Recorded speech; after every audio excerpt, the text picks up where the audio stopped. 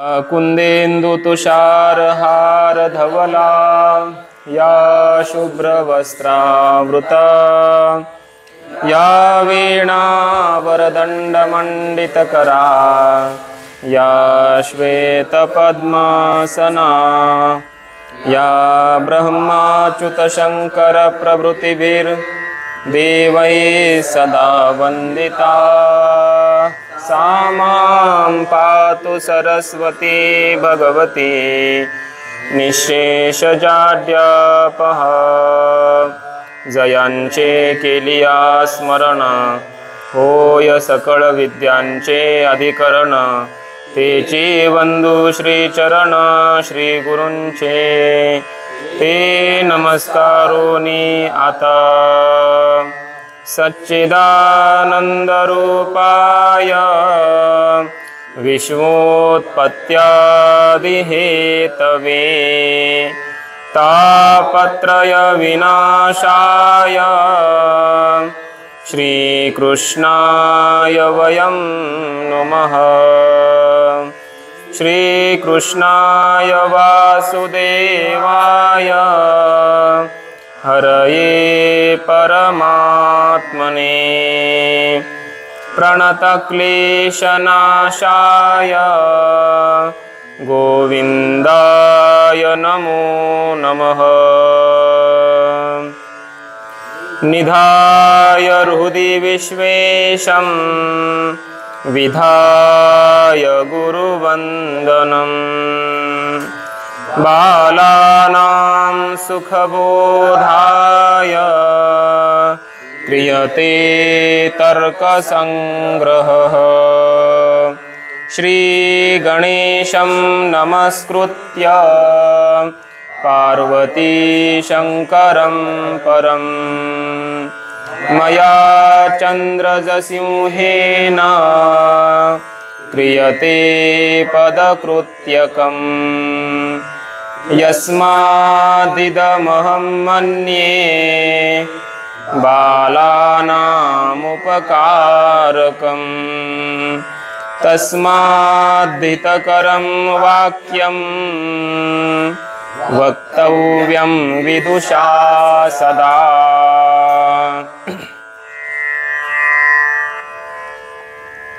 तर्कसंग्रह ग्रंथाला आपण काल आरंभ केलेला आहे। मंगलाचरणाचा काही विचार करून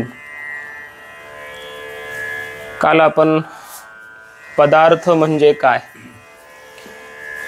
अर्थात पदार्थाचं लक्षण आणि पदार्थाचे प्रकार किती आहेत या संबंधी अभ्यास केलेला आहे, चिंतन केलेलं आहे। न्यायशास्त्रामध्ये सप्त पदार्थ मानलेत। किती पदार्थ आहेत? सप्त पदार्थ। पदार्थ म्हणजे पदजन्य प्रतीती विषयत्वम। एखाद्या पदापासून, शब्दापासून उत्पन्न होणाऱ्या प्रतीतीचा विषय, ज्ञानाचा विषय, त्याला पदार्थ म्हटलं जातं।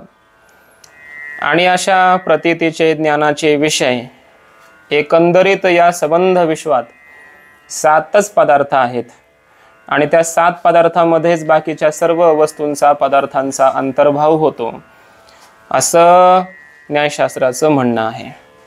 त्यात ते कोणते पदार्थ आहेत तर द्रव्य, गुण, कर्म, सामान्य, विशेष, समवाय आणि अभाव असे सप्त पदार्थ सांगितले। द्रव्य, गुण, कर्म, सामान्य, विशेष, समवाय, अभाव सप्त पदार्थाः। म्हणा बरं। सामान्य, विशेष, समवाय, अभाव सप्त या पदाचं काय प्रयोजन आहे त्याचाही आपण काल विचार केला की सप्त म्हणजे 7। सप्त हे पद या ठिकाणी का दिलं तर त्याचं कारण आहे की अन्योन अनतिरिक्तत्व बोध प्राप्त्यर्थम। अन्योन म्हणजे कमी नाहीत, पदार्थ कमी नाहीत म्हणजे 7 पेक्षा कमी नाहीत, 5, 6, 4 असे नाहीत। आणि 7 पेक्षा अधिक नाहीत, अनधिकम, अनधिकम, अधिकही नाहीत, जास्तही नाहीत, म्हणजे 8, 9, 10 असेही पदार्थ नाहीत, 7च आहेत इति अवधारणार्थम असा निश्चय अशी दृढता सिद्ध करण्याकरिता सप्त या पदाची योजना ग्रंथकारांनी केलेली आहे. असा आपण इथपर्यंत विचार केला. आता यानंतर या सप्त पदार्थांचा विचार म्हणजेच पुढचा पूर्ण ग्रंथ आहे. द्रव्य म्हणजे काय, त्याचे प्रकार किती, गुण म्हणजे काय, त्याचे प्रकार किती, हा संपूर्ण असाच विषय आता तर्कसंग्रहाचा पुढे चालणार आहे. आता त्यापैकी हे उद्देश प्रकरण चालू असल्यामुळे पदार्थ जसे सांगितले 7 आहेत आणि ते कोणते कोणते त्यांची नावं सांगितली फक्त. तसा आता द्रव्य भेदा हा 9 म्हणजे द्रव्य पहिला पदार्थ कोणता आहे बोलत राहा. पहिला पदार्थ कोणता आहे? द्रव्य. तर ते द्रव्य म्हणजे काय आणि त्या द्रव्याचे प्रकार किती, ते कोणते, त्यांची नावं कोणती, असा विषय आता पुढे सुरू झाला. द्रव्यासंबंधी विषय झाला की पुढे गुण नावाचा पदार्थ. दुसरा पदार्थ कोणता आहे? गुण. पुढे गुण येईल. तिसरा पदार्थ कर्म. पुन्हा कर्माच्या संबंधी आपल्याला विचार सांगतील. तर आता पहिला पदार्थ आहे द्रव्य. त्या द्रव्याचे प्रकार ग्रंथकार या ठिकाणी सांगत आहेत. द्रव्य भेदा 9. द्रव्य भेदा हा अर्थात द्रव्यानाम भेदा हा द्रव्यांचे भेद. भेदा हा नाम प्रकार हा. भेद शब्दाचा अर्थ होतो प्रकार. द्रव्याचे प्रकार 9 आहेत असा अर्थ. कळालं? तत्र द्रव्याणी पृथिव्यप तेजो वायवाकाश काल दिगात्मा मनांसी नवैव.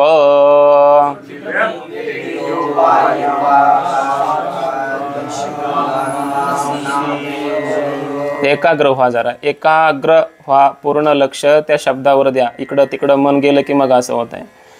पृथिव्यप तेजो वायवाकाश काल दिगात्मा मनांसी नवैव.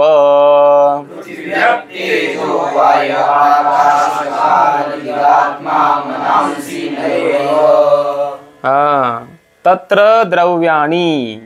तत्र शब्द आला ना. तत्र म्हणजे तेथे. तत्र म्हणजे तेथे. तस्मिन त्या ठिकाणी. तत्रचा अर्थ काय होतो? तस्मिन त्या ठिकाणी. तर या तत्र शब्दाचा अर्थ आहे त्या 7 पदार्थांच्या मध्ये. वरती 7 पदार्थ सांगितलेत. तर तत्र म्हणजे त्या 7 पदार्थांमध्ये. द्रव्याणी द्रव्य असे असे आहेत असा अर्थ. बरोबर ना? पहिला पदार्थ जो द्रव्य. तर 7 पदार्थापैकी पहिला पदार्थ जो द्रव्य, ते द्रव्य 9 आहेत. बरोबर ना? तत्र द्रव्याणी आणि पुढे शेवटचा शब्द आलाय नवैव. बरोबर ना? अन्वय करताना तत्र द्रव्याणी नवैव असा अन्वय.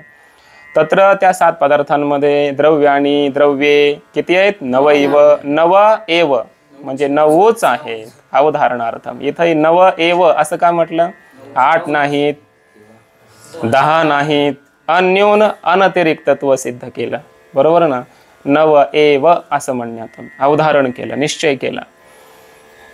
मग कोणते कोणते आहेत ते सांगितलं. पृथ्वी विग्रह करायचा आता. पदच्छेद. पृथ्वी एक द्रव्य पहिलं.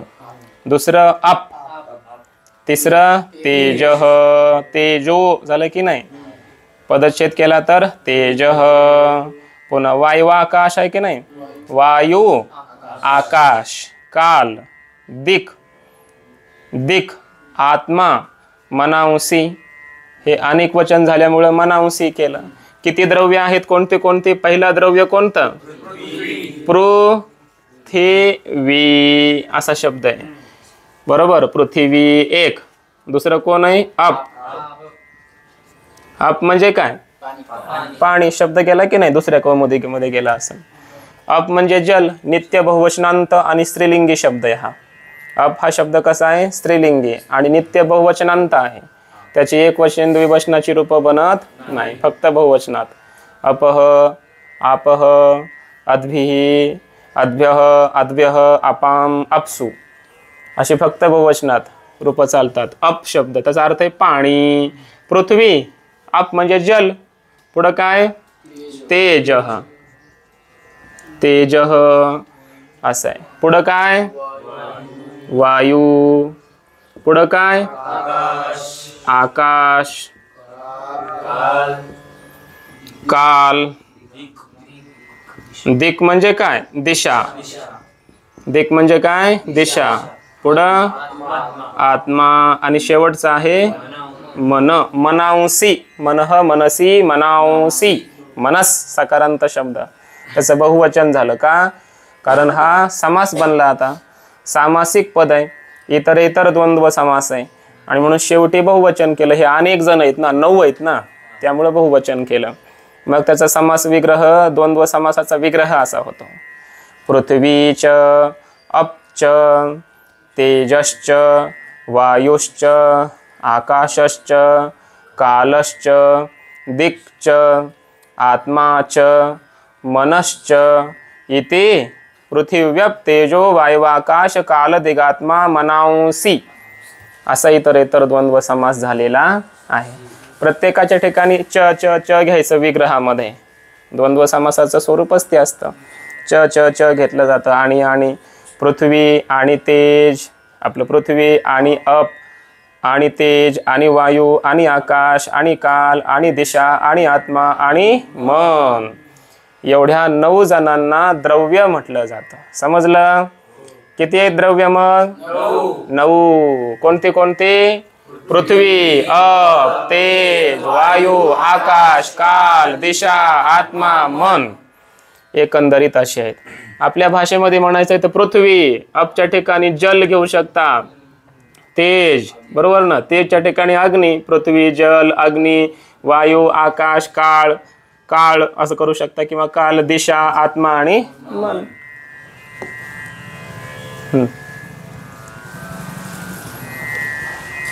काल, दिशा, आत्मा आणि मन किती आहेत सगळे? 9. तिथंच बघ तुझ्या मांडीवर. काल, दिशा, आत्मा आणि मन किती आहेत एकंदरीत द्रव्य? 9. इथं पाणी पिऊन ये. तत्र द्रव्याणी, या 7 पदार्थांमध्ये द्रव्य किती झाले? 9. बरोबर ना. आता आपण पृथ्वी, जल वगैरे म्हणतो ना, पंचमहाभूत म्हणतो यांना. प्रत्येकाचे शब्द वेगवेगळे असतात. त्याला न्यायशास्त्रकार काय म्हणतात? द्रव्य म्हणतात. हे काय आहेत सगळे? ही पूर्ण पृथ्वी, त्याला द्रव्य म्हणतात. हे त्याला एक नाव दिलं. काय नाव दिलं? द्रव्य. पृथ्वी हे द्रव्य आहे. जल एक द्रव्य आहे.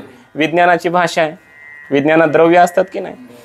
तर पृथ्वी, जल, तेज, वायू हे आणि आकाश पंचमहाभूत आहेत. हे वेदांतात ह्याला पंचमहाभूते असा शब्द आहे. आणि न्यायशास्त्रामध्ये काय शब्द दिला? द्रव्य.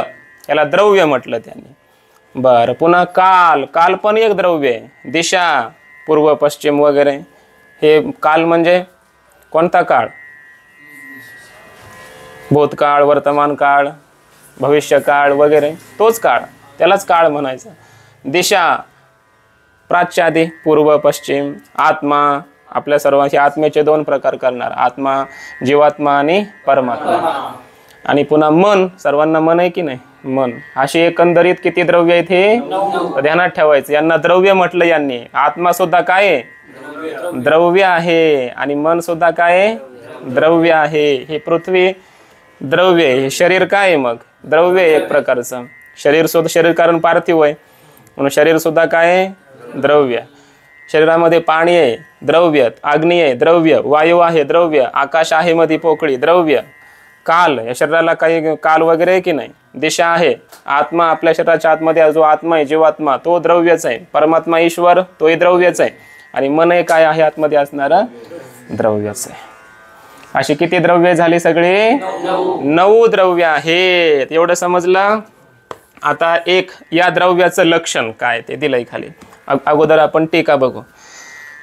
पदकृत्य बघा. तत्र इति, तत्र या पदाचं व्याख्यान आम्ही करतो असा याचा अर्थ असतो आहे ना. तत्र इति, तत्र नाम सप्त पदार्थ मध्ये इत्यर्थ.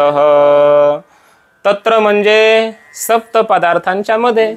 सप्त पदार्थ वर सांगितले ना पहिल्यांदा, तर त्या 7 पदार्थांमध्ये असा अर्थ तत्रचा. 7 पदार्थांमध्ये द्रव्याणी नव एव इति अन्वयः. नवैवेत्यान्वयः. नव एव इति अन्वयः, त्याचा विग्रह. मग काय होईल? द्रव्य किती आहेत म्हटले? द्रव्याणी बहुवचन केलं. द्रव्यम द्रव्ये द्रव्याणी बहुवचन आहे. कारण ती एक आहेत का दोन आहेत? 9 आहेत म्हणून बहुवचन. अनेक आहेत. आणि नव एव, 9च आहेत इथे अन्वय, असा अन्वय करा. म्हणजे पहिल्यांदा शब्द आला तत्र, दुसरा शब्द द्रव्याणी आणि शेवटी आला नवैव. त्याचा अन्वय करा. अन्वय करताना संबंध, अन्वय संबंध एकत्र घ्या. तत्र द्रव्याणी नव एव. आणि मग कोणती कोणती सांगा? तानीच, आणि ती अशी अशी आहेत द्रव्य, असा अर्थ. एवं तत्र इति पदम चतुर्विंशतिर्गुणाः इति अनेनापि अन्वेति. आता एवं म्हणजे अशाच प्रकारे. तत्र इति पदम, तत्र हे जे पद आहे ना, ते पद जेव्हा आम्ही पुढे गुण सांगू, काय सांगू? दुसरा पदार्थ कोणता आहे? गुण. कोणता पदार्थ आहे? गुण. ते 24 आहेत गुण. जसे द्रव्य हा पहिला पदार्थ आणि द्रव्य किती आहेत? 9. तसा दुसरा पदार्थ आहे गुण आणि ते आहेत 24. बरोबर ना? मग 24 गुण सांगताना सुद्धा जशी 9 द्रव्यानी 9 द्रव्य सांगताना तत्र पद आलं. आणि त्या तत्र पदाचा अर्थ काय केला आपण? 7 पदार्थांमध्ये द्रव्य अशी अशी आहेत. तसं गुण सांगताना सुद्धा तत्र हे पद येणार. गुण सांगताना सुद्धा तत्र पद येणार. त्याचा अर्थ असा समजा, किंवा त्या ठिकाणी तत्र पद जरी आलं नाही तरी तुम्ही ते त्या ठिकाणी लावा, असा अर्थ लावून घ्या. तत्र पद तुम्ही लावून घ्यायचं. प्रत्येक ठिकाणी जेव्हा गुण येतील तेव्हा तत्र पदाची योजना करायची. कर्म येईल तेव्हा, सामान्य येईल तेव्हा, विशेष येईल तेव्हा, प्रत्येक पदार्थ जेव्हा जेव्हा ते सांगतील असे त्याचे प्रकार वगैरे, त्या ठिकाणी तत्र पदाचा अन्वय घ्यायचा. आणि त्याचा अर्थ काय? 7 पदार्थांमध्ये असाच अर्थ असणार. समजलं? आता पुढे द्रव्याचं लक्षण दिलंय. द्रव्यत्व जातिमत्वम समवायी कारणत्वम वा द्रव्य सामान्य लक्षणम. बरोबर? द्रव्याचं आता केलं सामान्य लक्षण. लक्षणाचे 2 प्रकार असतात. एक विशेष लक्षण आणि दुसरं सामान्य लक्षण. सामान्य लक्षण त्याला म्हटलं जातं की जे अनेकांवर लागू होतं, अनेकांवर जाऊन बसतं, त्याला काय म्हणायचं? सामान्य लक्षण. आणि विशेष लक्षण म्हणजे काय? जे एकाच्याच ठिकाणी जाऊन बसतं. बरोबर ना? एका द्रव्याचं लक्षण. समजा पहिलं द्रव्य कोण आहे? पृथ्वी. मग पृथ्वीचं स्वतंत्र लक्षण, जलाचं स्वतंत्र लक्षण, अग्नीचं स्वतंत्र लक्षण, आकाशाचं स्वतंत्र लक्षण, प्रत्येकाचं एक स्वतंत्र जे लक्षण केलं त्याला म्हणायचं विशेष लक्षण. बरोबर? आणि सामान्य लक्षण म्हणजे द्रव्याचं असं लक्षण केलं की ते पृथ्वीवरही गेलं पाहिजे, जलावरही गेलं पाहिजे, तेजावरही गेलं पाहिजे, आकाशावर, काळावर, आत्म्यावर, मनावर, 9 द्रव्यांवर, 9 द्रव्यांवर जाणारं लक्षण त्याला म्हणायचं सामान्य लक्षण. बरोबर ना? सामान्य. समान रूपेन येती इति सामान्यम. समान रूपाने सगळ्यांच्या ठिकाणी जाऊन जातं त्याला काय म्हणायचं? सामान्य. असं द्रव्याचं सामान्य लक्षण करतायत. कोणतं लक्षण? विशेष नाही. विशेष लक्षण पुढे येणार आहेत. पृथ्वीचं लक्षण, जलाचं वगैरे. पण आता द्रव्य म्हणजे काय ते तर सांगा. म्हणून द्रव्याचं असं लक्षण करतात की ते 9ही द्रव्यांवर गेलं पाहिजे, असं लक्षण सामान्य लक्षण करतात. काय लक्षण केलंय? द्रव्यत्व जातिमत्वम. द्रव्यत्व जातिमत्वम. द्रव्यत्व जातिमत्वम. द्रव्यत्वम. द्रव्यत्व जातिमत्वम. द्रव्यत्वम हे द्रव्यत्व आहे लक्ष्य. द्रव्यत्व काय आहे? लक्ष्य. जिसका लक्षण किया जा रहा है उसे क्या कहेंगे? लक्ष्य. और उस लक्ष्य का जो हम करते हैं वो लक्षण, उसका असाधारण धर्म. असाधारण धर्म को ही क्या कहते हैं? लक्षण कहते हैं ना. तो इस लक्ष्य का अर्थात द्रव्य का असाधारण धर्म जो होगा वही इसका लक्षण बनेगा. तो असाधारण धर्म क्या है? द्रव्यत्व जातिमत्वम. ये है लक्षण. ये क्या है? लक्षण है. लक्ष्य द्रव्यत्व, लक्षण द्रव्यत्व जातिमत्वम. का लक्षण हे? कारण द्रव्यत्वाचा असाधारण धर्म आहे द्रव्यत्व जातिमत्व. बरोबर? असाधारण धर्मालाच लक्षण म्हणतात. म्हणून द्रव्यत्व जातिमत्व हे द्रव्यत्वाचं काय झालं? लक्षण झालं, असा अर्थ. आता याचा अर्थ समजून घ्या. द्रव्यत्व हे काय आहे? एवढं समजा. द्रव्यत्व ही काय आहे? एक जाती आहे. द्रव्यत्व ही काय आहे? जाती आहे. आणि मत्व म्हणजे युक्त असणं. द्रव्यत्व जातीने युक्त असणे. बरोबर. जे द्रव्यत्व जातीने युक्त आहे त्यास द्रव्य असे म्हणतात. सरळ अर्थ होईल. द्रव्य म्हणजे काय? द्रव्यत्व जातीनं जे युक्त आहे. आता ही जाती म्हणजे काय पुढे येणार आहे. पदकृत्यकार ने जरा पहले ही इस विषय का उद्घाटन किया, लेकिन ये सामान्य रूप जाति है. जाति आगे आने वाली है. सामान्य रूप जाति होती है. तो देखो अभी यही बताएंगे. घट है. घट क्या है? घट. तो घट में घटत्व जाति रहती है. कौन सी?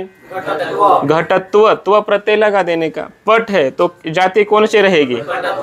पटत्व. पुस्तक में पुस्तकत्व. मनुष्य में पुरुष में, ब्राह्मण में ब्राह्मणत्व रहेगा ना, या वैश्य में रहेगा?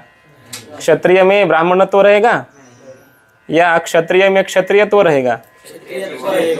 उसका असाधारण धर्म. बराबर ना. किसका? ब्राह्मण का. ब्राह्मण में ब्राह्मणत्व होना चाहिए. अर्थात आपण त्याला काय म्हणतो? ब्राह्मणामध्ये ब्राह्मणत्व म्हणजे ब्राह्मणपणा. मनुष्यामध्ये मनुष्यत्व म्हणजे माणुसकी, मनुष्यपणा आहे की नाही? नाही तर दिसायला मनुष्य तुकोबाराय म्हणतात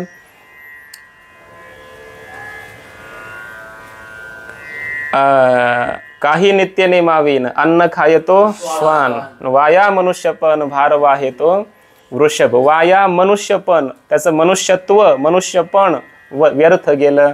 जो कोणत्याही नित्य नेमा वाचून अन्न ग्रहण करतो तुकोबाराय म्हणतात तो मनुष्य नावाचाच आहे. वास्तविक पाहता तो बैल आहे. बैल. भार वाहे तो वृषभ. भार वाहणारा तो एक बैल आहे असं तुकोबारायांचं कथन आहे. आणि म्हणून मनुष्यामध्ये मनुष्यत्व माणुसकी असली पाहिजे. ब्राह्मणामध्ये ब्राह्मणकी असली पाहिजे. क्षत्रियामध्ये क्षत्रियपणा असला पाहिजे. प्रत्येकाचे धर्म आहेत. तसं द्रव्यामध्ये काय असलं पाहिजे? द्रव्यत्व. बरोबर. द्रव्य में कौन सी जाति रहेगी? द्रव्यत्व. तो घटत्व जाति से युक्त कौन है? घट. पटत्व जाति से युक्त कौन है? पट. तो द्रव्यत्व जाति से युक्त कौन है? द्रव्य. बराबर ना. द्रव्यत्व जाति से युक्त द्रव्य. द्रव्यत्व जाति से जो युक्त है उसको द्रव्य कहेंगे. समझ में आ रहा है? जिसमें द्रव्यत्व जाति रहते हैं. द्रव्यत्व जाति किस में रहेगी? गुण में रहेगी क्या? द्रव्य एक पदार्थ है सप्त पदार्थों में से. गुण भी पदार्थ है, कर्म भी पदार्थ है, सामान्य भी पदार्थ है, विशेष, समवाय, अभाव, ये सारे पदार्थ है. तो अभी देखो गुण कर्म है कि नहीं? आप लोग गुण क्या है? पदार्थ है कि नहीं? कर्म पदार्थ है कि नहीं? तो गुण में क्या रहेगा? गुणत्व. कर्म में कर्मत्व. ये जाति होती है. जाति, इसको जाति बोलते हैं. एकम नित्यम अनेकानुगतम सामान्यम जाति. जो एक होता है, अनेकानुगत होता है और नित्य होता है उसको जाति कहते हैं. उसको ही शास्त्र में सामान्य कहते हैं. बराबर. ये जाति है. तो गुण में क्या रहेगा? गुणत्व. गुण में द्रव्यत्व रहेगा क्या? द्रव्य में गुणत्व रहेगा क्या? ये गुणत्व द्रव्य में रहेगा क्या? नहीं. कर्मत्व द्रव्य में रहेगा क्या? तो द्रव्य में क्या रहेगा? द्रव्यत्व नहीं, द्रव्यत्व ही. असाधारण धर्म. द्रव्यत्व किस में रहेगा? द्रव्य में ही, न तो द्रव्य में. सिर्फ द्रव्य में नहीं चलेगा. हमें क्या चाहिए? द्रव्य में ही क्या रहेगा? द्रव्यत्व. असाधारण धर्म का लक्षण क्या है? तन्मात्र वृत्तित्वम. जो उसी में रहता है, अलग जगह अन्य जगह नहीं रहता है, तो उसको असाधारण धर्म कहते हैं. तो द्रव्यत्व क्या किस में रहेगा? द्रव्य में ही रहेगा. न गुण में, कर्म में, घट में, पट में, इतरत्र नहीं रहेगा. द्रव्यत्व कहाँ रहेगा? द्रव्य में ही रहेगा. इसलिए द्रव्यत्व ये द्रव्य का असाधारण धर्म है. इसलिए द्रव्यत्व जाति से युक्त होना द्रव्य का लक्षण बना. समझ में आ रहा है? द्रव्यत्व जातिमत्वम द्रव्यस्य लक्षणम. जाती म्हणजे काय? एकम, नित्यम, नित्यमेकम, नित्यमेकम, नित्यम एकम, एकानुगतम, सामान्यम। सामान्यम यालाच म्हणायचं जाती, बरोबर ना? सामान्य म्हणजेच जाती। त्याचं काय लक्षण आहे? नित्यम, एकम, अनेकानुगतम, 3 धर्म से युक्त, उसको सामान्य बोलेंगे। जो नित्य होता है, एक होता है और अनेकों में अनुगत होता है, अनेकों में रहता है, वो जाति होती है। जैसे द्रव्यत्व, जैसे मनुष्यत्व देखेंगे पहले हम उदाहरण। मनुष्यत्व किस मनुष्य में रहता है? या सभी मनुष्यों में रहता है? जितने ही भी मनुष्य हैं वो सारे मनुष्यों में, सभी मनुष्यों में क्या रहेगा? बराबर। अनेकानुगतम, अनेकेषु अनुगतम, बराबर। अनेक मनुष्यों में जो रहता है क्या? मनुष्यत्व। एक मनुष्य में रहता है नहीं, सारे मनुष्यों में क्या रहेगा? मनुष्यत्व रहेगा। अनेकानुगतम। मनुष्य तो मरते हैं, लेकिन इस दुनिया में जो मनुष्यत्व है वो मरता है क्या? न्याय शास्त्र के अनुसार तो ये मनुष्यत्व जो है ना, ये नित्य है। ये क्या है? नित्य है, नित्य। और मनुष्य अनित्य है। व्यक्ति तो अनित्य है, मनुष्य तो मरता है, लेकिन इस जगत में मनुष्यत्व खत्म नहीं होता। मनुष्य मरेंगे, दूसरे उत्पन्न होंगे, तो वो जो दूसरे उत्पन्न हो गए उनमें मनुष्यत्व रहेगा। फिर अभी जो है वो सारे के सारे मर जाएंगे, दूसरों का जन्म होगा, तो उनमें मनुष्यत्व रहेगा। समझ में आ रहा है ना? तो मनुष्य मरते हैं, मनुष्यत्व नित्य। मनुष्यत्व क्या है? नित्य है, नित्यम। मनुष्यत्व नित्य है कि नहीं? नित्य। अनेकानुगतम है कि नहीं? और एकम है कि नहीं? मनुष्य तो अलग अलग है। मनुष्य तो कोई ब्राह्मण है, कोई वैश्य है, कोई क्षत्रिय है, कोई स्त्री है, पुरुष है, अनेक अनेक अनेक। ये मनुष्यत्व क्या है? सभी में एक प्रकार का होता है। जैसे गोत्व, गाय में क्या रहेगा? गोत्व। गायें तो अलग अलग हैं, सभी का कलर अलग अलग होता है। कोई गाय है कपिला है वगैरह, लेकिन उसमें गोत्व क्या है? समान है। वैसे मनुष्य अलग है, मनुष्यों में मनुष्यत्व एक है, जो नित्य है, एक है और अनेकानुगत है, उसको जाति कहते हैं, उसको सामान्य कहते हैं। सामान्य अर्थात जाति। तो मनुष्यत्व क्या हो गई? जाति।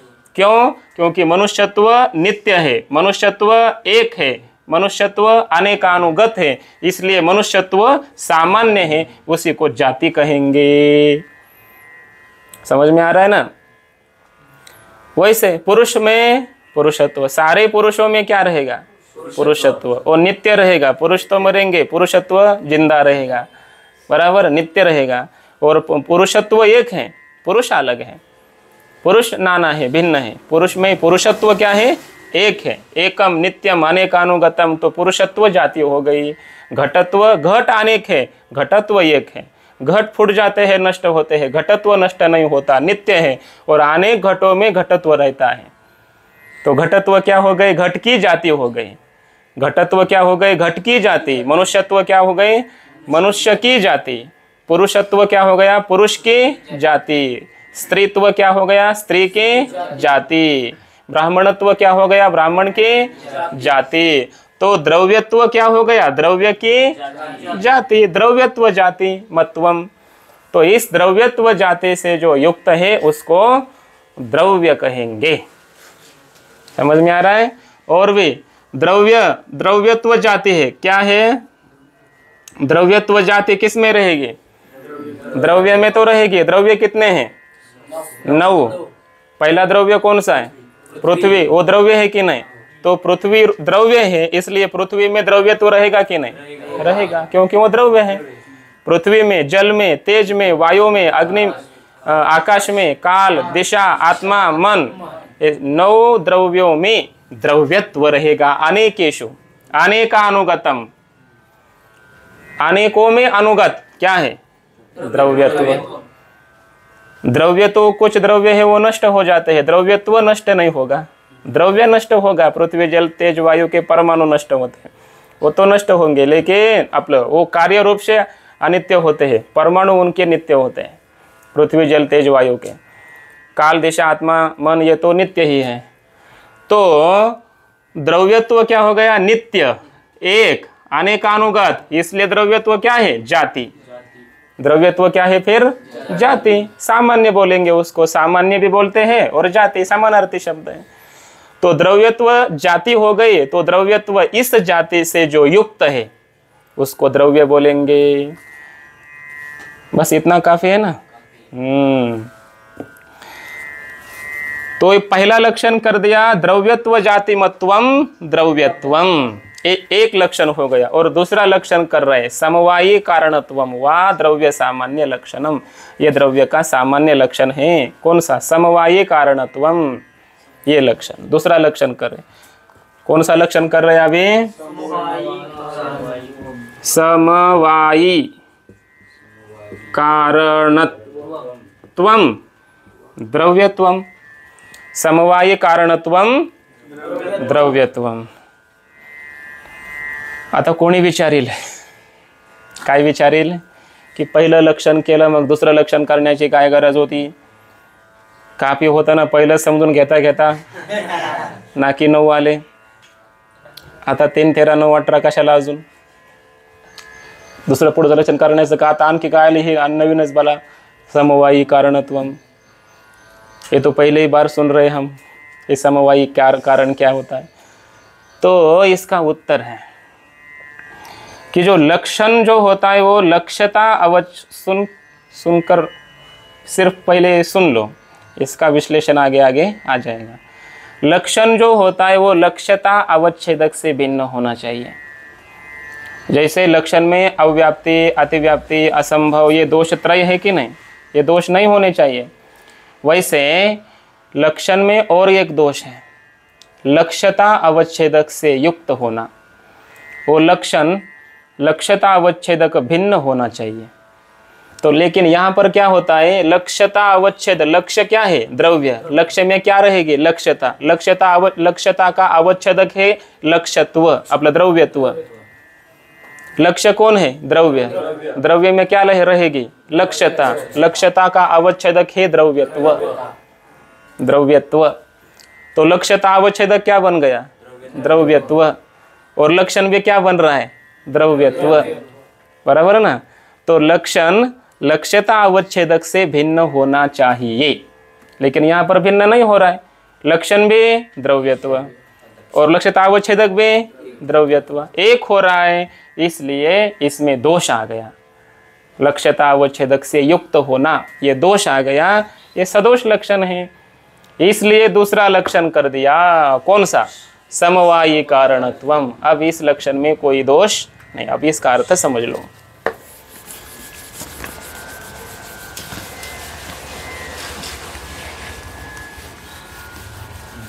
न्याय और व्याकरण ये ऐसे शास्त्र हैं जिनको पढ़ते रहने से ही समझ में आते हैं।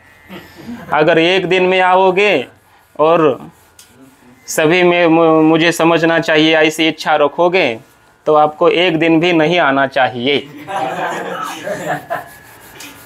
न्याय अपनी जगह ठीक ठाक है, तुम अपनी जगह ठीक ठाक रहो। जिनको व्याकरण पढ़ना है, उसकी तैयारी करनी है, उसको आलस्य नहीं होना चाहिए। समझ में आएगा, आएगा, आएगा और मैं समझ के लूँगा ही, ऐसा सिर्फ निश्चय होना चाहिए।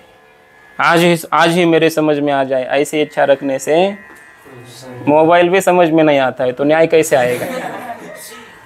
समझ में आ रहा है ना? न्याय भी समझ में नहीं आता है तो मोबाइल, पुस्तक, ग्रंथ, न्याय कैसे समझ में आएगा? समझ में आ रहा है ना?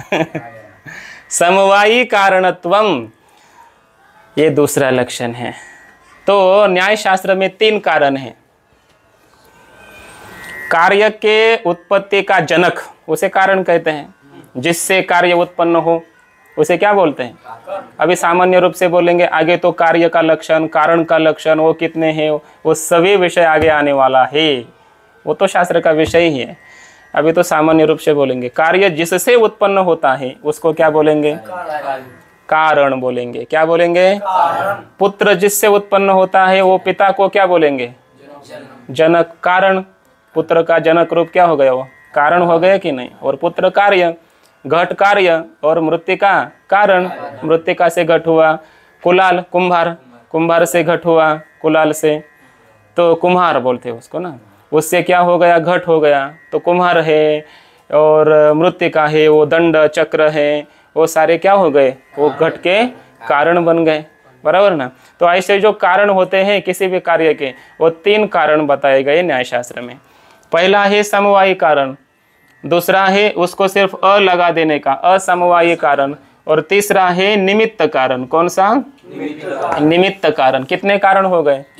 समवायी कारण, असमवायी कारण, निमित्त कारण। कितने कारण हो गए? 3। किस शास्त्र में? कौन से शास्त्र में? न्याय शास्त्र में। वेदांत शास्त्र में तो 2 कारण ही बताए गए, एक उपादान कारण और दूसरा निमित्त कारण। समवायी कारण को ही उपादान कारण कहते हैं, समवायी कारण को ही क्या बोलेंगे? उपादान कारण। वेदांत में समवायी कारण को ही उपादान कारण कहते हैं, और असमवायी कारण निमित्त कारण में अनुस्यूत हो जाता है।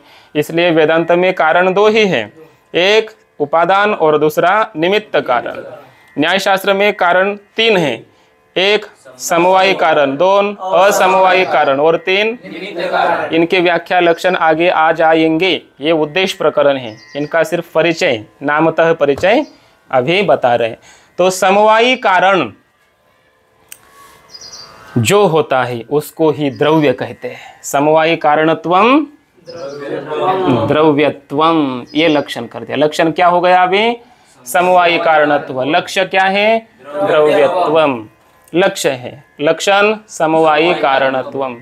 तो न्यायशास्त्र का कहना यह है, क्या है कि इस जगत में, सारे जगत में जितने भी कार्य उत्पन्न हो रहे हैं, कोई भी कार्य हो, कोई बच्चा उत्पन्न हो रहा है, किधर कोई घट उत्पन्न हो रहा है, कोई पुस्तक छापरा उत्पन्न हो रहा है, पट उत्पन्न हो रहा है, कोई गृह को उत्पन्न कर रहा है, बिल्डिंग बना रहा है, कोई झाड़ उत्पन्न, वृक्ष उत्पन्न हो रहे हैं, कोई भी उत्पन्न हो रहा है ना, जितना जितना कुछ उत्पन्न हो रहा है वो उत्पन्न होने वाले सभी कार्यों का समवायी कारण द्रव्य ही है।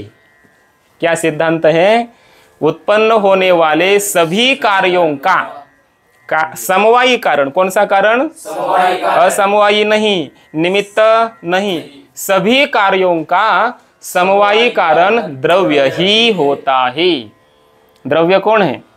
पृथ्वी, जल, तेज, वायु, आकाश, इसी में उत्पन्न हो रहा है ना। सभी कुछ उत्पन्न हो गया, पृथ्वी कारण होगी, फिर जल कारण होगा, तेज कारण होगा, वायु कारण होगा, आकाश कारण होगा, वो काल कारण होगा, दिशा कारण होगी, आत्मा कारण होगा, मन कारण होगा। सुख दुख के लिए मन कारण है, आत्मा भी कारण है, बराबर। ऐसे जो भी कुछ कार्य हो रहे हैं वो सभी कार्यों के लिए ये 9 द्रव्य कारण होते हैं। कौन कारण होते हैं? 9 द्रव्य। तो द्रव्य का ये लक्षण कर दिया। क्या लक्षण कर दिया? सभी कार्यों का जो समवायी कारण है उसे द्रव्य कहते हैं, ऐसा लक्षण कर दिया। समवायी कारणत्वम द्रव्यत्वम, समवायी कारण जो है सभी कार्यों का। अभी आप बताओ, कोई कुछ उत्पन्न हो रहा है, हम सिद्ध करके देंगे कि उसका समवायी कारण द्रव्य ही है। कोई भी कार्य बताओ, पुत्र उत्पन्न हो गया तो जनक से, जनक द्रव्य ही है ना, वो आत्मा है, आत्मा द्रव्य है, पुरुष है द्रव्य है, उसका शरीर द्रव्य है, शरीर में अन्न वगैरह है द्रव्य है, द्रव्य से ही उत्पन्न हो रहा है सभी। बीज से वृक्ष उत्पन्न, बीज क्या है? द्रव्य है। बिल्डिंग हो गई, वो पत्थर है, वीट है, वो क्या है? द्रव्य ही है। पट उत्पन्न हो गया, ये वस्त्र, इसमें जो धागे हैं तंतु, वो द्रव्य ही तो है। समझ में आ रहा है ना? जो भी कुछ उत्पन्न हो रहा है उन सभी कार्यों का, उत्पन्न होने वाले सभी कार्यों का समवायी कारण द्रव्य ही होता है। द्रव्य नहीं, द्रव्य ही होता है। द्रव्यम एव समवायी कारणम सर्वेषां कार्याणां समवायी कारणम किम? द्रव्यम एव, द्रव्यत्वम एव न, द्रव्यम एव किम? द्रव्यम एव केषां कारणम? केषां कारणम? कार्याणां कारणम। सर्वेषां कार्याणां कारणम, सर्वेषां कार्याणां उत्पाद्य जो भी कार्य हैं वो सभी कार्यों का समवायी कारण द्रव्यम एव, द्रव्य ही होता है। ईश्वर भी द्रव्य है, ईश्वर से सभी उत्पन्न हो गया। अभी तो बस खत्म कर दो विषय। ईश्वर भी क्या है? ईश्वर ने सभी उत्पन्न किया, तो ईश्वर भी क्या है? द्रव्य है। तो सभी कार्यों का जनक कौन हो गया? द्रव्य ही हो गया, जो भी कुछ हो। तो द्रव्य ही समवायी कारण होता है। तो लक्षण ही कर दिया न्यायशास्त्र ने। जो सभी कार्यों का समवायी कारण है उसको द्रव्य कहते हैं। तो अभी देखो, घट उत्पन्न हो गया, एक उदाहरण लेंगे हम। घट उत्पन्न हो गया, तो घट के कारण जो है हम ध्यान में लेंगे। पहले घट का पहला कारण कौन है? पहले तो कुम्हार होना चाहिए, कुलाल। उसमें संस्कृत में कुलाल कहते हैं कुम्हार को। क्या कहते हैं? कुलाल। तो कुलाल नहीं होगा तो घट कैसे होगा? तो कुलाल द्रव्य है कि नहीं? कुलाल द्रव्य ही है, वो आत्मा है, वो शरीर रूप है, वो तो द्रव्य ही है। और वो क्या? मृत्तिका। तो पृथ्वी है ना, मृत्तिका, पृथ्वी द्रव्य है। मृत्तिका से घट हो गया, द्रव्य ही है। वो मृत्तिका के दो कपाल बन जाते हैं, नीचे वाला कपाल, ऊपर वाला कपाल, ऐसे वो कपाल दो टुकड़े, उसको खापर बोलते हैं हम लोग। तो वो क्या हो गया? ऐसे जोड़ देते हैं तो घट बन गया ना। तो ये दो जो कपाल है वो उस घट के समवायी कारण बोलते हैं ये लोग। क्या बोलते हैं? समवायी कारण है। किसके? घट के। बराबर। कौन? दो कपाल। तो कपाल क्या है? मृत्तिका से बने हैं, तो द्रव्य ही है। समझ में आ रहा है ना? घट का समवायी कारण कौन है? कपाल। तो कपाल द्रव्य है। मृत्तिका बोलेंगे तो मृत्तिका द्रव्य है, बराबर। लेकिन हम कुलाल की तरफ नहीं जाएंगे, क्योंकि कुलाल निमित्त कारण है, हमें समवायी कारण ढूंढना है। इसलिए हमने कपाल बता दिया, मृत्तिका बता दी। किसी भी कार्य के उसके अवयव समवायी कारण होते हैं। एक वाक्य ध्यान में रखो, मराठीमध्ये लिहितो। कोणत्याही कार्याचे अवयव त्याचे समवायी कारण असतात। कोणत्याही कार्याचे अवयव, ध्यानात ठेवा, कोणत्याही कार्याचे अवयव त्याचे म्हणजे त्या कार्याचे समवायी कारण असतात।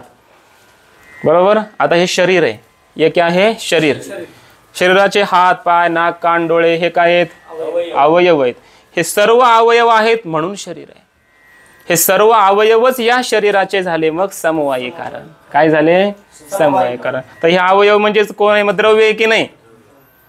कोणत्याही कार्याचे अवयव त्याचे समवायी कारण असतात। बरोबर। अवयवी के प्रति अवयव समवायी कारण होते, शास्त्र की भाषा से। क्या? अवयवीं प्रति अवयवाः समवायी कारणानि भवन्ति किंवा समवायी कारणं भवति। अवयवाः त्याचे जे अनेक अवयव असतात तेच त्या अवयवीचे, अवयवी म्हणजे शरीर, ह्या अवयवी रूपी शरीराचे समवायी कारण कोण आहेत? अवयव आहेत। हे हात, पाय, कान वगैरे हे काय? त्याचे अवयव आहेत। आणि हे अवयव काय आहेत? समवायी कारण आहेत। बरोबर ना? आणि मग अवयव द्रव्य आहेत की नाही? द्रव्य समवायी कारण झालं। जहां भी जाओ द्रव्य के पास आना पड़ेगा, समवायी कारण बोलेंगे तो। घट उत्पन्न, घट के अवयव है दो कपाल। घट के अवयव क्या है? दो कपाल। तो घट का समवायी कारण कौन हो गए?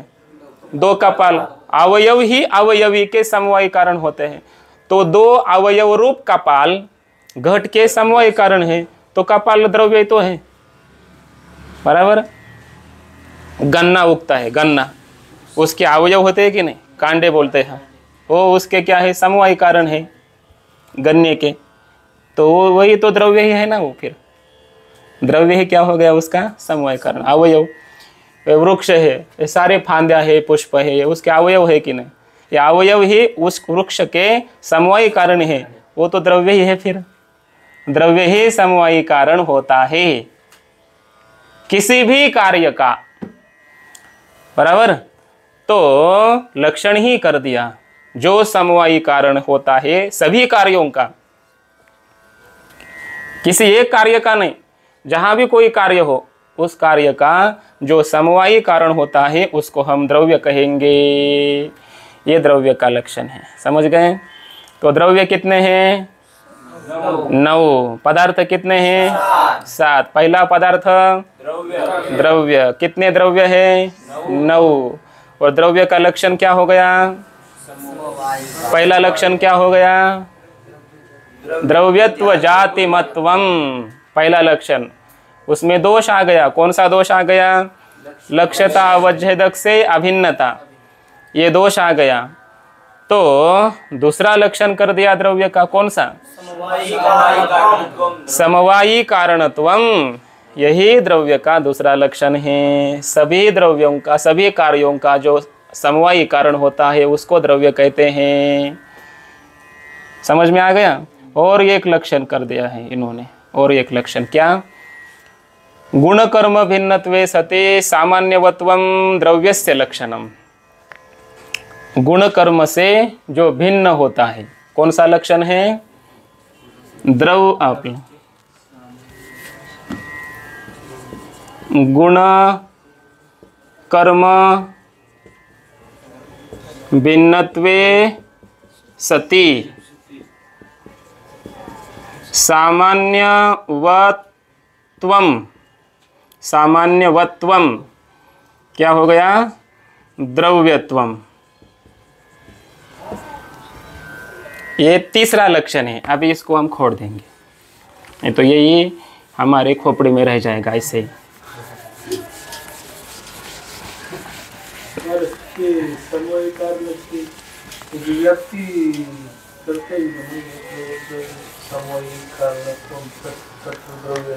नाही ना, असं नाही होणार। समवायी कारण द्रव्य एकच आहे ना, जसं जिथं जिथं धूर आहे तिथं तिथं अग्नी आहे, तर धूर आणि अग्नी वेगळा आहे म्हणून तशी व्याप्ती करता आली। समवायी कारण म्हणजे द्रव्य, म्हणून तशी व्याप्ती नाही होणार। समजलं। जिथं जिथं कार्य, जे जे कार्याचं समवायी कारण असेल ते ते द्रव्य, जे जे असं, जिथं जिथं असं नाही होणार।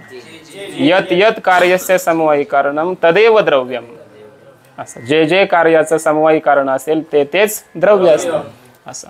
आता तिसरं लक्षण आहे, कोणतं तिसरं, गुण कर्म भिन्नत्वे सती। गुण आणि कर्म हे दोन पदार्थ आहेत की नाही। पहिला पदार्थ कोण आहे, द्रव्य। पहिला पदार्थ द्रव्य, दूसरा पदार्थ गुण, तीसरा पदार्थ कर्म, और चौथा पदार्थ कौन सा है, सामान्य। सभी इधर ही है। पहला पदार्थ दूसरा तीसरा चौथा है कि नहीं, लक्षण। तो लक्षण, यहाँ तक लक्षण, ये है लक्ष्य द्रव्यत्व, बराबर। तर आता बघा, द्रव्यत्व हे लक्ष्य आहे। तर सामान्य म्हणजे जाती, आता सांगितलं की नाही, पण आता हे सांगायला सोपं आहे म्हणून सांगतो। सामान्य म्हणजेच काय, सामान्य म्हणजेच जाती, मनुष्यत्व, घटत्व, पटत्व वगैरे जाती, तिलाच काय म्हणतात, सामान्य। तर हे न्यायशास्त्राचा सिद्धांत अगोदर ध्यानात घ्या, मग लक्षण कळतं। ती जी जाती आहे ना सामान्य नावाची, तिला सामान्य म्हणतात, जाती म्हणतात। ही जी जाती आहे ना, ह्या 7 पदार्थांपैकी, पदार्थ किती आहेत, 7, 7 पदार्थांपैकी 3 पदार्थांमध्ये राहते। कोण, जाती। किती पदार्थात राहते, 3 पदार्थांमध्ये राहते। कोणत्या कोणत्या, द्रव्य, गुण आणि कर्म। द्रव्य, गुण, कर्म ह्या 3 ठिकाणी कोण राहते, जाती, बरोबर. चौथा पदार्थ सामान्य. सामान्य म्हणजे जाती. जातीमध्ये जाती राहील का? जातीमध्ये जाती राहत नाही. सामान्यात जाती नाही राहणार, विशेषात नाही राहत, नंतर समवायात नाही राहत, अभावात नाही राहत वगैरे, बरोबर. 3 पदार्थांमध्ये द्रव्य गुण कर्म, पहिले 3 पदार्थ आहेत की नाही, त्या 3 पदार्थांमध्ये जाती राहते. जाती म्हणजे सामान्यवत्व. सामान्य, सामान्य म्हणजे जाती कुठं कुठं राहते? परत बोला. द्रव्य गुण कर्म 3 ठिकाणी कोण राहते? किती ठिकाणी? म्हणजे कोणत्या ठिकाणी कोण राहते? 3च ठिकाणी. हे 3 जण पदार्थ आहेत की नाही? 3 पदार्थ, 7 पदार्थापैकी 3 पदार्थामध्ये कोण राहते? का 3च ठिकाणी राहते? हा. त्रिषु एव द्रव्य पदार्थेषु सामान्यम वर्तते. 3च ठिकाणी जाती राहते, 3च पदार्थामध्ये, द्रव्य गुण आणि कर्म. आता मला सांगा, जातीनं युक्त कोण आहे? सामान्यवत्व. याचा अर्थ काय? सामान्यानं युक्त. सामान्य म्हणजे जाती, वत्व म्हणजे युक्त असणं, वत प्रत्यय युक्त असणं. तसं धनवत, धनवान, धनाने युक्त. तसं सामान्यवत म्हणजे सामान्याने युक्त, तो प्रत्यय लागला भावार्थामध्ये. तर सामान्य युक्त म्हणजे जातीने युक्त. कोण कोण आहे? द्रव्य गुण कर्म. द्रव्य आहे की नाही? सामान्याने युक्त कोण आहे? द्रव्य आहे की नाही? गुण आणि कर्म पण आहे की नाही? मग द्रव्याचं लक्षण चाललंय तर आपण असं करू शकतो की जो गुण आणि कर्माहून भिन्न आहे, गुण आणि कर्माहून भिन्न आहे आणि ज्याच्या ठिकाणी जाती राहते, जाती राहते आणि गुण आणि कर्माहून तर भिन्न आहे, असं कोण शिल्लक राहिलं? यही लक्षण बन गया, बरोबर. द्रव्य काय लक्षण झालं? गुण कर्म भिन्नत्वे. गुण आणि कर्माहून, ह्या 2 पदार्थाहून भिन्न आहे आणि त्याच्या ठिकाणी जाती राहते, बरोबर ना. समजा असं वाक्य बोललं आपण, काय? द्रव्याला मध्ये आपलं ह्याला सामान्य वत्वाला मध्ये आणा, जातीनं जो युक्त आहे ना त्याला घरात घ्या, बाकी त्याला घरात घ्या. मग 3 जण पुढे येतील. कोण कोण येतील? द्रव्य गुण कर्म. 3 जण तुरमडा करतील, मध्ये यायचा घरात. का? आज्ञा काय आली? जातीनं जे युक्त आहेत पदार्थापैकी, अरे तुम्ही 7 जण आहे, पण माझं म्हणणं असं आहे, जे जे जातीनं युक्त आहेत ते घरात या. 3 जण निघाले की नाही? मग त्याला पुन्हा 3 जण, अरे जास्त व्हायला लागले, आसन तर एकच आहे बसायला. मग त्याला पुन्हा काय सांगितलं? गुण आणि कर्म हे 2 विद्यार्थी सोडून, गुण आणि कर्म नावाचे विद्यार्थी सोडून द्रव्य आपलं सामान्यानं युक्त असणारा असा जो कोणी विद्यार्थी असेल त्याला मध्ये घ्या. कोण येईल मध्ये? मग सोपं आहे की नाही? ज्याच्या ठिकाणी जाती तर राहते पण आम्हाला गुणही नकोय आणि कर्मही नकोय. गुण आणि कर्माहून भिन्न वेगळा पाहिजे, ते नको. कारण तिथं जाती राहते, बरोबर आहे ना, पण ते नकोय आम्हाला. गुण आणि कर्माहून भिन्न पाहिजे आणि त्याच्या ठिकाणी जाती राहिली पाहिजे, असं कोण आहे? हेच द्रव्याचं लक्षण आहे. जे द्रव्य जे गुण आणि कर्माहून भिन्न असून जातीनं युक्त आहे, जातीने युक्त आहे. गुण आणि कर्माहून भिन्न असून जातीनं युक्त आहे. कोण राहिलं? द्रव्य. त्याला द्रव्य असे म्हणतात. जे थोडक्यात जे गुण नाही, कर्म नाही, पण जातीनं युक्त आहे त्यास द्रव्य असे म्हणतात. हे एक द्रव्याचं लक्षण केलेलं आहे. आता या लक्षणातून तुम्हाला बरेचसे काही सिद्धांतही माहिती होतात की जाती 3 ठिकाणी राहते, द्रव्य गुण कर्म. जातीनं युक्त गुण पण आहे, गुणत्व जाती, कर्मत्व जाती यांच्यात पण राहते. पण आम्हाला द्रव्याचा विषय चाललाय, यांच्याहून भिन्न असून जातीनं युक्त असं पदार्थ आहे द्रव्य, बरोबर. पण जाती 3 ठिकाणी राहते, हा एक सिद्धांत तुम्हाला कळला न्यायाचा. जाती म्हणजे काय हाही सिद्धांत तुम्हाला कळून गेला आजच थोडक्यात का होईना. जी एक असते, नित्य असते, अनेकानुगत असते, तिला जाती असे म्हणतात. सांगितलं की नाही? द्रव्यत्व, कर्मत्व वगैरे, पुरुषत्व ही जाती. द्रव्यत्व, जातिमत्वम हे लक्षणही पाहिलं आपण. असे न्यायशास्त्राचे लक्षणं किंवा सिद्धांत बरेचसे हळूहळू आता आपल्याला माहिती होऊ लागले आहेत. आता बाकीचा विषय उद्या बघूया. आज द्रव्य झालं, त्याचे प्रकार झाले. द्रव्याचं सामान्य लक्षण 2-3 प्रकारचं आपण पाहिलं. आता उद्या गुण आणि गुणाचे प्रकार कर्माचे प्रकार. आता एकदा हे कळालं की असाच प्रकार पुढं असतो, त्यामुळं जास्त विस्तार करण्याचं काही काम नाही. पण समजेपर्यंत पाहायचंच, समजेपर्यंत पाहायचंच. आणि समज जर अवघड वाटलं तर सोडून द्यायचं, सोडून म्हणजे विषय पाठ त्या ठिकाणी थांबवायचा, जे कायमचा नाही त्या दिवसापुरता. आणि समजलं तर पुढचं घ्यायचंच. चालेल ना.